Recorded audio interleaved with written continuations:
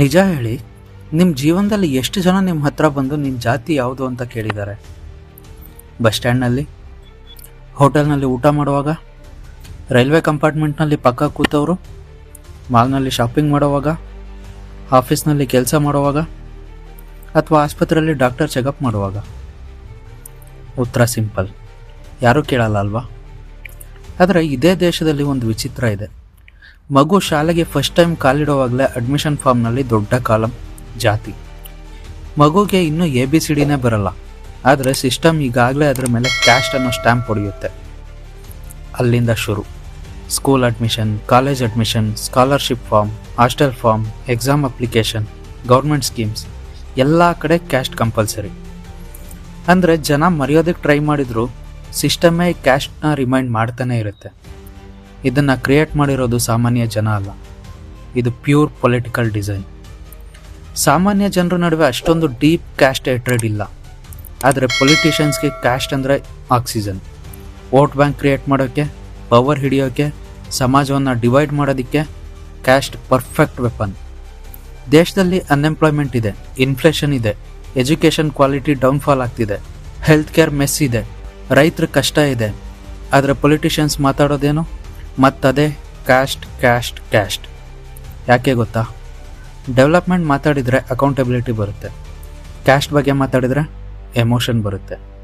ಇದೇ ಬ್ಯಾಕ್ಗ್ರೌಂಡ್ನಲ್ಲಿ ಜನವರಿ 13, 2026 ಒಂದು ದೊಡ್ಡ ನೋಟಿಫಿಕೇಶನ್ ಬಂತು. ಹೆಸರು UGC ಬಿಲ್ 2026. ಅಫಿಷಿಯಲ್ ಹೆಸರು promotion of equity in higher education institutions regulations 2026.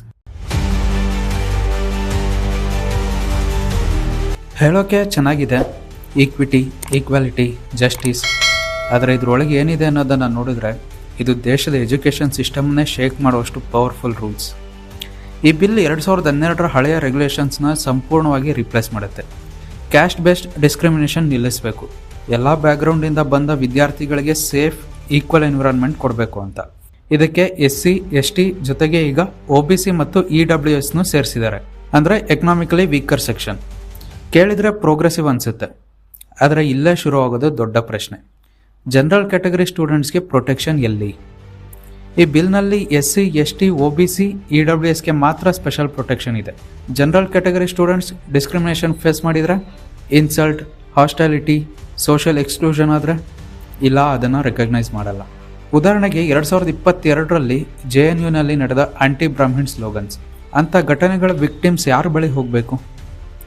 ಈ ಕಾರಣಕ್ಕೇನೆ ಉತ್ತರ ಭಾರತದಲ್ಲಿ ಹಲವಾರು ಅಪ್ಪರ್ ಕ್ಯಾಸ್ಟ್ ಲೀಡರ್ಸ್ ಮತ್ತು ಅಧಿಕಾರಿಗಳು ರಾಜೀನಾಮೆ ಕೊಟ್ಟಿದ್ದಾರೆ. ರೆಗ್ಯುಲೇಷನ್ 3(1)C ವಿರುದ್ಧ PIL ಕೂಡ ಫೈಲ್ ಆಗಿದೆ. ಅಡ್ವೊಕೇಟ್ ವಿನೀತ್ ಜಿಂದಾಲ್ ಪಿಟಿಷನ್ನಲ್ಲಿ ಕ್ಲಿಯರ್ ಆಗಿ ಹೇಳೋದು ಇದು ಆರ್ಟಿಕಲ್ 14 ಅಂದರೆ ಈಕ್ವಾಲಿಟಿ ಬಿಫೋರ್ ಲಾ, ಕಾನೂನಿನ ಮುಂದೆ ಎಲ್ಲರೂ ಒಂದೇ ಅನ್ನೋದನ್ನು ವೈಲೇಟ್ ಮಾಡುತ್ತೆ ಅಂತ. ಅವ್ರು ಹೇಳೋದು ಈ ಲಾ ಕ್ಯಾಸ್ಟ್ ಆಧಾರದ ಮೇಲೆ ಜನರನ್ನ ಬಲಿಪಶು ಮತ್ತು ಅಪರಾಧಿಗಳು ಅಂತ ಡಿವೈಡ್ ಮಾಡುತ್ತೆ. ಕೆಲವರನ್ನ ಆಟೋಮೆಟಿಕಲಿ ತುಳಿತಕ್ಕೊಳಗಾದವರು ಅಂತ ಅಸ್ಯೂಮ್ ಮಾಡುತ್ತೆ, ಕೆಲವ್ರನ್ನ ಗಿಲ್ಟಿ ಅಂತ ಟ್ರೀಟ್ ಮಾಡುತ್ತೆ. ಇದು ಪ್ರತಿಕೂಲ ವರ್ಗೀಕರಣ, ಕಾನ್ಸ್ಟಿಟ್ಯೂಷನಲ್ ಸ್ಪಿರಿಟ್ಗೆ ವಿರುದ್ಧವಾಗಿದೆ. ಈ UGC 2026 ರೂಲ್ಸ್ನಲ್ಲಿ ಮೇಜರ್ ಚೇಂಜಸ್ ಏನು? ಪ್ರತಿಯೊಂದು ಕಾಲೇಜ್ ಮತ್ತು ಯೂನಿವರ್ಸಿಟಿ ಕಂಪಲ್ಸರಿಯಾಗಿ ಈಕ್ವಲ್ ಆಪರ್ಚುನಿಟಿ ಸೆಂಟರ್ ಓಪನ್ ಮಾಡಬೇಕು. ಇದರ ಕೆಲಸ ಡಿಸ್ಅಡ್ವಾಂಟೇಜ್ ಬ್ಯಾಕ್ಗ್ರೌಂಡ್ನಿಂದ ಬಂದ ವಿದ್ಯಾರ್ಥಿಗಳಿಗೆ ಹೆಲ್ಪ್ ಮಾಡೋದು, ಡಿಸ್ಕ್ರಿಮಿನೇಷನ್ ಕಂಪ್ಲೇಂಟ್ಸ್ ಹ್ಯಾಂಡಲ್ ಮಾಡೋದು, ಅವೇರ್ನೆಸ್ ಪ್ರೋಗ್ರಾಮ್ಸ್ ನಡೆಸೋದು. ಪ್ರತಿಯೊಂದು ಇನ್ಸ್ಟಿಟ್ಯೂಷನ್ನಲ್ಲಿ ಈಕ್ವಿಟಿ ಕಮಿಟಿ ಇರಲೇಬೇಕು. ಹೆಡ್ ಆಫ್ ದ ಇನ್ಸ್ಟಿಟ್ಯೂಷನ್ ಇದರ ಹೆಡ್ ಆಗಿರ್ತಾರೆ. ಕಮಿಟಿನಲ್ಲಿ SC, ST, OBC, women, differently abled representatives compulsory. ಮತ್ತು ಸ್ಟ್ರಿಕ್ಟ್ ಟೈಮ್ ಲೈನ್ಸ್. ಕಂಪ್ಲೇಂಟ್ ಕೊಟ್ಟು 24 ಅವರ್ಸ್ ಒಳಗಡೆ ಆಕ್ಷನ್, 15 ವರ್ಕಿಂಗ್ ಡೇಸ್ ಒಳಗಡೆ ಇನ್ವೆಸ್ಟಿಗೇಷನ್ ರಿಪೋರ್ಟ್, 30 ಡೇಸ್ ಒಳಗಡೆ ಸಾರ್ವಜನಿಕ ತನಿಖಾಧಿಕಾರಿಗೆ ಅಪೀಲ್ ಆಗಬೇಕು. ಕೇಳಿದರೆ ಸಿಸ್ಟಮ್ ಸೂಪರ್ ಎಫಿಷಿಯೆಂಟ್ ಅನ್ನಿಸ್ಬೋದು, ಆದರೆ ಇದೇ ಸಿಸ್ಟಮ್ ಮಿಸ್ಯೂಸ್ ಆದರೆ ಇಲ್ಲೇ ಶುರುವಾಗೋದು ನಿಜವಾದ ವಿವಾದ. ಮೊದಲ ದೊಡ್ಡ issue false complaint rule removal. ಮೊದಲ ಡ್ರಾಫ್ಟ್ನಲ್ಲಿ ಫೇಕ್ ಕಂಪ್ಲೇಂಟ್ಸ್ ಕೊಟ್ಟವ್ರಿಗೆ ಪನಿಷ್ಮೆಂಟ್ ಇತ್ತು, ಆದರೆ ಫೈನಲ್ 2026 ರೂಲ್ಸ್ನಲ್ಲಿ ಅದನ್ನು ಕಂಪ್ಲೀಟ್ಲಿ ರಿಮೂವ್ ಮಾಡಿದ್ದಾರೆ. ಅಂದರೆ ಯಾರಾದರೂ ಫಾಲ್ಸ್ ಕಂಪ್ಲೇಂಟ್ ಕೊಟ್ಟು ಅವರಿಗೆ ಪನಿಷ್ಮೆಂಟ್ ಇಲ್ಲ. ಇದರಿಂದ ಪರ್ಸನಲ್ ರಿವೆಂಜ್, ಈಗೋ ಕ್ಲಾಶಸ್, ಅಕಾಡೆಮಿಕ್ ರೈವಲ್ರಿ ಎಲ್ಲಕ್ಕೂ ಲಾ ವೆಪನ್ ಆಗ್ಬೋದು. ಎರಡನೇದು ಇಂಡೈರೆಕ್ಟ್ ಡಿಸ್ಕ್ರಿಮಿನೇಷನ್. ಈ ಟರ್ಮ್ ತುಂಬಾ ಅಸ್ಪಷ್ಟ. ಬಿಹೇವಿಯರ್, ಟೋನ್, ಆಟಿಟ್ಯೂಡ್, ಎನ್ವಿರಾನ್ಮೆಂಟ್ ಎಲ್ಲವೂ ಡಿಸ್ಕ್ರಿಮಿನೇಷನ್ ಅಂತ ಇಂಟರ್ಪ್ರೇಟ್ ಆಗ್ಬೋದು. ಕ್ಲಿಯರ್ ಬೌಂಡ್ರಿ ಇಲ್ಲ. ಇದರಿಂದ ಟೀಚರ್ಸ್ ಮತ್ತು ಸ್ಟೂಡೆಂಟ್ಸ್ ಮೇಲೆ ಫಾಲ್ಸ್ ಕೇಸಸ್ ಬೀಳೋ ಚಾನ್ಸಸ್ ತುಂಬಾ ಇದೆ. ಮೂರನೇದು ಬರ್ಡನ್ ಆಫ್ ಪ್ರೂಫ್. ನಾರ್ಮಲಿ ಲಾನಲ್ಲೇ accused innocent until proven guilty, ಆದರೆ ಇಲ್ಲಿ ಪ್ರಾಕ್ಟಿಕಲಿ ಅಕ್ಯೂಸ್ನೇ ಪ್ರೂವ್ ಮಾಡಬೇಕು ನಾನು ಡಿಸ್ಕ್ರಿಮಿನೇಷನ್ ಮಾಡಿಲ್ಲ ಅಂತ. ಇದು ನ್ಯಾಚುರಲ್ ಜಸ್ಟಿಸ್ಗೆ ವಿರುದ್ಧ ಅನ್ನೋ ಲೀಗಲ್ ಎಕ್ಸ್ಪರ್ಟ್ಸ್ ಅಭಿಪ್ರಾಯ. ನಾಲ್ಕನೇದು presumption of guilt. SC, ST, OBC automatically victims, general category automatically ಅಪರಾಧಿ ಅನ್ನೋ ಮೈಂಡ್ಸೆಟ್ ಬಿಲ್ಡ್ ಆಗ್ತಿದೆ. ಇದು ವಸಾಹತುಶಾಹಿ ಯುಗದ ಲಾಜಿಕ್ ಆಗಿದೆ, ಆಧುನಿಕ ಸಮಾನತೆಯ ತತ್ವಗಳಿಗೆ ವಿರುದ್ಧವಾಗಿದೆ. ಇದೀಗ ಪನಿಷ್ಮೆಂಟ್ ಸಿಸ್ಟಮ್ ನೋಡೋಣ ಬನ್ನಿ. ಟೀಚರ್ಸ್ ಮತ್ತು ಸ್ಟಾಫ್ಗೆ ಒಮ್ಮೆ ಗಿಲ್ಟಿ ಅಂತ ಪ್ರೂವ್ ಆದರೆ ಸರ್ವಿಸ್ ರೆಕಾರ್ಡ್ನಲ್ಲಿ permanently noted. Promotions, salary hike, pension ಎಲ್ಲದಕ್ಕೂ ಇಂಪ್ಯಾಕ್ಟ್ ಆಗುತ್ತೆ.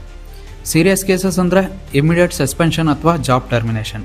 ಕ್ರಿಮಿನಲ್ ನೇಚರ್ ಇದ್ದರೆ SC, ST ಆ್ಯಕ್ಟ್ ಅಥವಾ IPC ಅಡಿಯಲ್ಲಿ FIR ವಿತಿನ್ 24 hours ಕಂಪಲ್ಸರಿ. ಸ್ಟೂಡೆಂಟ್ಸ್ಗೆ ಬುಲಿಯಿಂಗ್ ಅಥವಾ ಡಿಸ್ಕ್ರಿಮಿನೇಷನ್ ಗಿಲ್ಟಿ ಆದರೆ ಎಕ್ಸ್ಪಲ್ಷನ್ ಅಥವಾ ರೆಸ್ಟಿಕೇಷನ್. ಡಿಗ್ರಿ ಅಥವಾ ಮಾರ್ಕ್ಶೀಟ್ ಹೋಲ್ಡ್ ಮಾಡ್ಬೋದು. Hostel eviction immediate. ಒಂದು ಕಂಪ್ಲೇಂಟ್ಗೆ ಒಂದು ಕರಿಯರ್ನೇ ಡೆಸ್ಟ್ರಾಯ್ ಮಾಡೋಷ್ಟು ಪವರ್ ಇದೆ. ಇದನ್ನೆಲ್ಲ ನೋಡಿದ್ರೆ ಒಂದು ಬೇಸಿಕ್ ಪ್ರಶ್ನೆ ಬರುತ್ತೆ, ನಾವು ಡಿಸ್ಕ್ರಿಮಿನೇಷನ್ ಫೈಟ್ ಮಾಡ್ತಿದ್ದೀವಾ ಅಥವಾ ಕ್ಯಾಸ್ಟ್ ಕಾನ್ಷಿಯಸ್ನೆಸ್ನ ಇನ್ನಷ್ಟು ಡೀಪಾಗಿ ಜನರ ತಲೆಗೆ ತುಂಬ್ತಿದ್ದೀವ? ಸಾಮಾನ್ಯ ಜನ ಯಾರು ದಿನ ಕ್ಯಾಸ್ಟ್ ಬಗ್ಗೆ ಯೋಚನೆ ಮಾಡಲ್ಲ, ಆದರೆ ಸಿಸ್ಟಮ್ ಮತ್ತು ಪೊಲಿಟಿಕ್ಸ್ ಕ್ಯಾಸ್ಟ್ನ ದಿನವೂ ನಮ್ಮ ಮೆದುಳಿಗೆ ಇಂಜೆಕ್ಟ್ ಮಾಡ್ತಾ ಇರುತ್ತೆ. ಡಿಸ್ಕ್ರಿಮಿನೇಷನ್ ನಿಲ್ಲಿಸಬೇಕಂದ್ರೆ ಸ್ಕೂಲ್ ಅಡ್ಮಿಷನ್ ಫಾರ್ಮ್ಸ್ನಲ್ಲೇ ಕ್ಯಾಸ್ಟ್ ಕಾಲಮ್ ರಿಮೂವ್ ಮಾಡಬೇಕು. ಕಾಲೇಜ್ ಅಪ್ಲಿಕೇಶನ್ಸ್ನಲ್ಲಿ ಕ್ಯಾಸ್ಟ್ ಕೇಳೋದನ್ನು ಸ್ಟಾಪ್ ಮಾಡಬೇಕು. Merit, behaviour, humanity based education culture build ಮಾಡಬೇಕು. ಆದರೆ ಅದನ್ನು ಬಿಟ್ಟು ಮತ್ತೆ ಕ್ಯಾಸ್ಟ್ ಐಡೆಂಟಿಟಿನ ಲೀಗಲಿ ಸ್ಟ್ರೆಂಥನ್ ಮಾಡಿದರೆ ಸೊಸೈಟಿ ಹೀಲ್ ಆಗುತ್ತಾ ಅಥವಾ ಇನ್ನಷ್ಟು ಫ್ರ್ಯಾಕ್ಚರ್ ಆಗುತ್ತಾ? UGC ಬಿಲ್ 2026 ಡಿಸ್ಕ್ರಿಮಿನೇಷನ್ ವಿರುದ್ಧ ಫೈಟ್ ಮಾಡೋ ಪ್ರಯತ್ನ ಇರ್ಬೋದು, ಆದರೆ ಅದೇ ಸಮಯದಲ್ಲಿ ಇದು ಪೊಲಿಟಿಕಲ್ ಕ್ಯಾಸ್ಟ್ ನ್ಯಾರೇಟಿವ್ನ ಇನ್ಸ್ಟಿಟ್ಯೂಷನಲೈಸ್ ಮಾಡ್ತಿದೆ ಅನ್ನೋ ಪ್ರಶ್ನೆ ತುಂಬ ಜೆನ್ಯೂನ್. ಈ ಬಿಲ್ ಅನೌನ್ಸ್ ಆದ ಕೆಲವೇ ದಿನಗಳಲ್ಲಿ ದೇಶದ ವಿವಿಧ ಭಾಗಗಳಿಂದ ಮ್ಯಾಸಿವ್ ಬ್ಯಾಕ್ಲಾಶ್ ಶುರುವಾಯಿತು. ಲಾಯರ್ಸ್, ಅಕಾಡೆಮಿಷಿಯನ್ಸ್, ಟೀಚರ್ಸ್, ಸ್ಟೂಡೆಂಟ್ಸ್ ಎಲ್ಲರೂ ಈ ರೆಗ್ಯುಲೇಷನ್ಸ್ ವಿರುದ್ಧ ಸ್ಟ್ರಾಂಗ್ ಅಬ್ಜೆಕ್ಷನ್ ರೈಸ್ ಮಾಡಿದರು. ಅದೇ ಸಮಯದಲ್ಲಿ ರೆಗ್ಯುಲೇಷನ್ 3(1)(c) ವಿರುದ್ಧ ಸುಪ್ರೀಂ ಕೋರ್ಟ್ನಲ್ಲಿ PIL ಫೈಲ್ ಆಯಿತು. ಸುಪ್ರೀಂ ಕೋರ್ಟ್ ಈಗ ಈ UGC ಬಿಲ್ 2026 ಮೇಲೆ ಸ್ಟೇ ಆರ್ಡರ್ ಕೊಟ್ಟಿದೆ. ಅಂದರೆ ಈ ರೂಲ್ಸ್ ಈಗ ಇಮಿಡಿಯೇಟ್ ಆಗಿ ಇಂಪ್ಲಿಮೆಂಟ್ ಆಗಲ್ಲ. ಕೋರ್ಟ್ ಹೇಳೋದು ಈ ರೆಗ್ಯುಲೇಷನ್ಸ್ ಕಾನ್ಸ್ಟಿಟ್ಯೂಷನಲ್ ಈಕ್ವಾಲಿಟಿ ವೈಲೇಟ್ ಮಾಡ್ತಿದ್ಯಾ, ಜನರಲ್ ಕ್ಯಾಟಗರಿ ರೈಟ್ಸ್ ಸಪ್ರೆಸ್ ಆಗ್ತಿದ್ಯಾ, ಸೆಲೆಕ್ಟಿವ್ ಜಸ್ಟಿಸ್ ಕ್ರಿಯೇಟ್ ಆಗ್ತಿದ್ಯಾ? ಈ ಎಲ್ಲ ಕ್ವಶನ್ಸ್ ಕ್ಲಿಯರ್ ಆಗೋವರೆಗೂ ಈ ಬಿಲ್ ಟೆಂಪ್ರರಿ ಹಾಲ್ಟ್. ಇದು ವೆರಿ ಇಂಪಾರ್ಟೆಂಟ್ ಮೂಮೆಂಟ್, ಯಾಕಂದರೆ ಇದು ತೋರಿಸುತ್ತೆ ದೇಶದಲ್ಲಿ ಇನ್ನೂ ಕಾನ್ಸ್ಟಿಟ್ಯೂಷನಲ್ ಚೆಕ್ಸ್ ಆ್ಯಂಡ್ ಬ್ಯಾಲೆನ್ಸಸ್ ಇನ್ನೂ ಜೀವಂತವಾಗಿದೆ ಅಂತ. ಜನ ಪ್ರಶ್ನೆ ಮಾಡಿದರೆ ಸಿಸ್ಟಮ್ ನಿಂತು ಕೇಳುತ್ತೆ ಅನ್ನೋ ಹೋಪ್ ಇದೆ. ಆದರೆ ಇನ್ನೊಂದು ಬಿಟರ್ ಟ್ರೂತ್ ಏನು ಅಂದರೆ, ಈ ರೀತಿ ಲಾಸ್ ಡ್ರಾಫ್ಟ್ ಮಾಡೋ ಮೈಂಡ್ಸೆಟ್ ಚೇಂಜ್ ಆಗದಿದ್ದರೆ ಇವತ್ತು ಸ್ಟೇ, ನಾಳೆ ಮಾಡಿಫೈಡ್ ವರ್ಷನ್ ಮತ್ತು ಕ್ಯಾಸ್ಟ್ ಬೇಸ್ಡ್ ಡಿವಿಷನ್. ಅಂದರೆ ಬ್ಯಾಟಲ್ ಗೆದ್ದರೆ ಸಾಕಾಗಲ್ಲ, ವಾರ್ ಮೈಂಡ್ಸೆಟ್ ಬದಲಾಯಿಸಬೇಕು. ದೇಶಕ್ಕೆ ಬೇಕಾಗಿರೋದು equal justice, not selective justice. Unity, not vote bank politics. ನಿಜಕ್ಕೂ ಈಕ್ವಾಲಿಟಿ ಬೇಕಾದರೆ ಮೊದಲು ಪಾಲಿಟಿಕ್ಸ್ ಕ್ಯಾಶ್ನ ಬಿಡಬೇಕು, ಸಿಸ್ಟಮ್ ಕ್ಯಾಶ್ನ ಬಿಡಬೇಕು. ಇಲ್ಲಾಂದರೆ ಎಷ್ಟು ಲಾಸ್ ತಂದರೂ ಡಿಸ್ಕ್ರಿಮಿನೇಷನ್ ರೂಟ್ನಲ್ಲಿ ಉಳಿಯುತ್ತೆ. ನಿಮ್ಮ ಅಭಿಪ್ರಾಯ ಏನು? ಈ UGC ಬಿಲ್ 2026 ಸೋಷಿಯಲ್ ಜಸ್ಟಿಸ್ ತರುತ್ತಾ ಅಥವಾ ಕ್ಯಾಶ್ ಪಾಲಿಟಿಕ್ಸ್ನ ಇನ್ನಷ್ಟು ಡೀಪ್ ಮಾಡುತ್ತಾ? ಕಮೆಂಟ್ ಬಾಕ್ಸ್ನಲ್ಲಿ ತಿಳಿಸಿ. ವಿಡಿಯೋ ಇಷ್ಟ ಆದರೆ ಲೈಕ್ ಮಾಡಿ, ಶೇರ್ ಮಾಡಿ, ಮತ್ತು ಇದೇ ರೀತಿ ಹೆಚ್ಚಿನ ವೀಡಿಯೋಸ್ಗಾಗಿ ನಮ್ಮ ಚಾನಲ್ನ ಸಬ್ಸ್ಕ್ರೈಬ್ ಮಾಡೋದನ್ನು ಮರಿಬೇಡಿ.